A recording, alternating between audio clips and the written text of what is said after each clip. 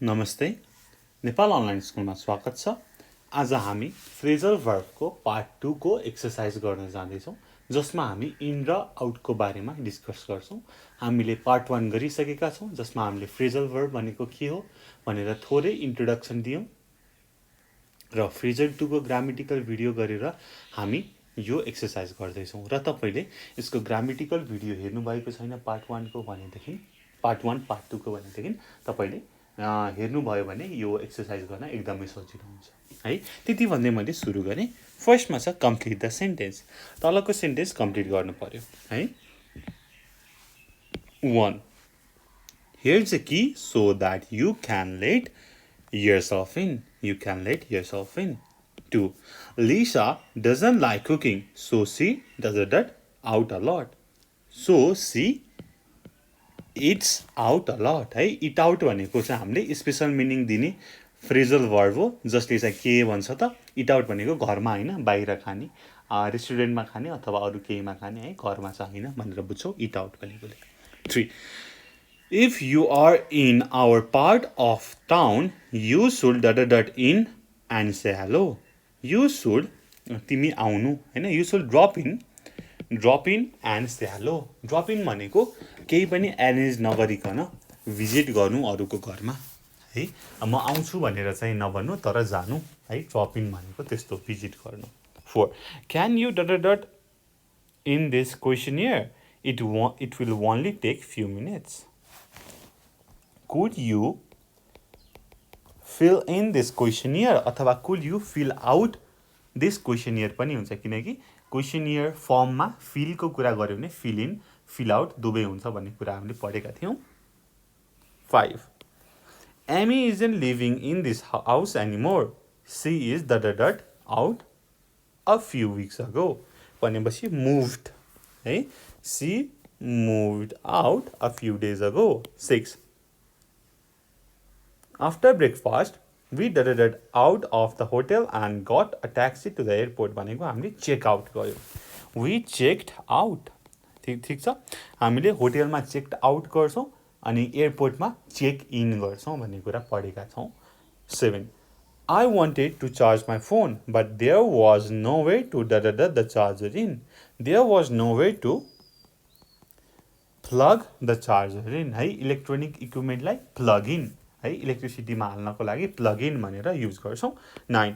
Pole started doing a Spanish course but he dot out after few weeks है।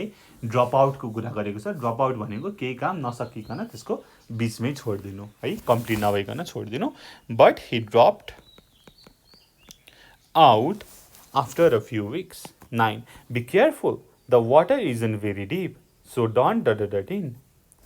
ठिक छ, be careful, water धेरै deep छैन त्यही भएर डाइभ नगर, so don't dive in.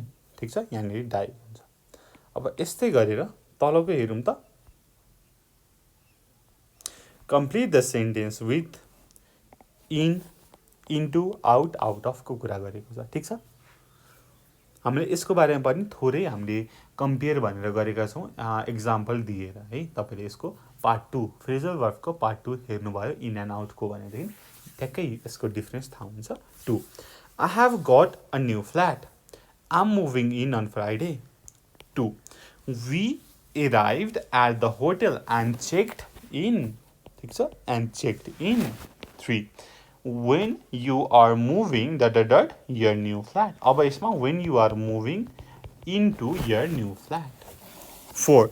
The car stopped and the driver बाहिर निक्ल्यो, driver got out.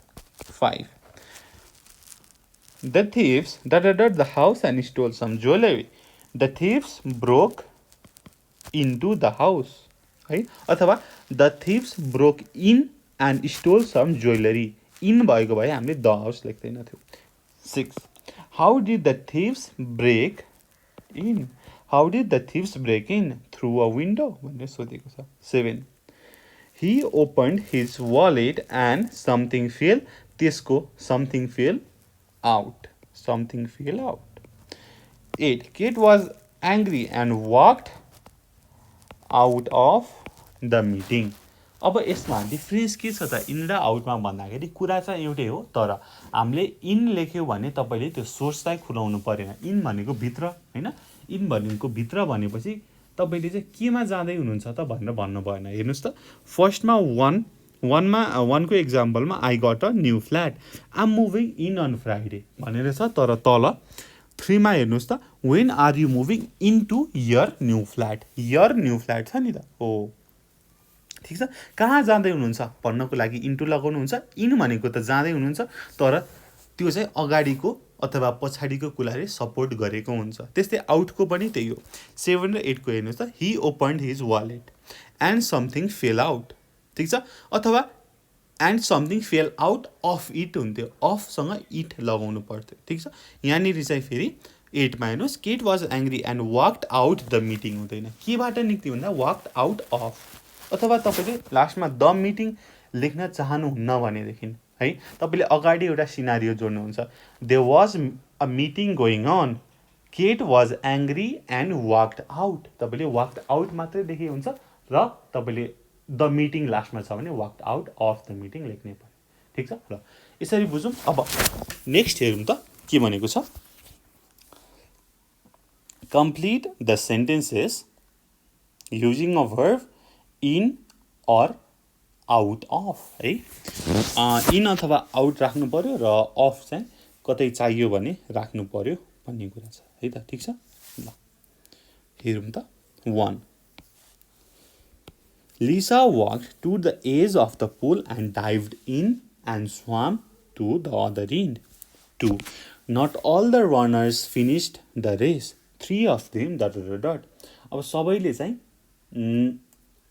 फिनिस गरेनन् रेस है केही कुरा फिनिस गर्नुभन्दा अगाडि छोड्यो भनेदेखि के भन्छौँ त ड्रप आउट भनेर भन्छौँ not all the runners finish the race 3 of them dropped out 3 I went to see Joe and Sophie in their new house they ... last week उनीहरू मुभ गरेका थिए they moved in last week 4 I have told you everything you need to know I don't think I have ... anything मैले अरु केही छोडेको छैन जस्तो लाग्छ I don't think I have left out anything 5 Some people in the crowd started singing then a few people ...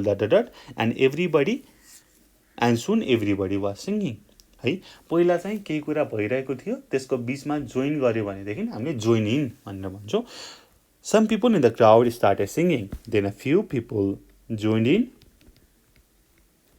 in and soon everybody was singing 6 Don't be ...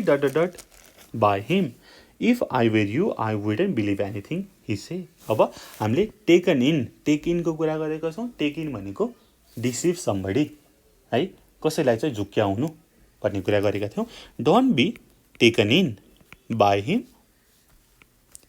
if I were you I wouldn't believe anything he says 7 I ... to see Laura a few days ago she was fine I dropped in ठिक छ I dropped in similarly अर्को हेरौँ next one complete the sentences use the word in the bracket in the correct form bracket मा दिएको छ त्यसलाई correct फर्ममा use गरेर गर्नु पर्यो है 1 ए ले भन्यो the fridge isn't working fridge काम गरिरहेको छैन बी ले भन्यो that's because you haven't plug it in हैन जोडेकै छैन त कसरी काम गर्छ नि ओके 2 को ए What do I have to do with these forms भनेर भनेको छ फिल गर्नु पर्यो भनेपछि fill them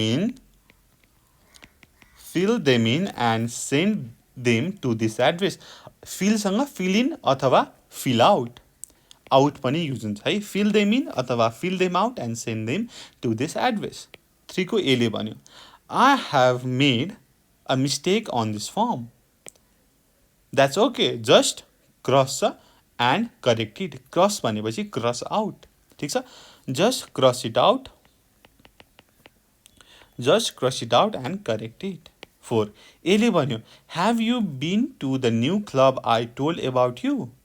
No, we weren't there, but they wouldn't because we weren't members. उनीहरूले हामीलाई भित्र छिर्न दिएनन्.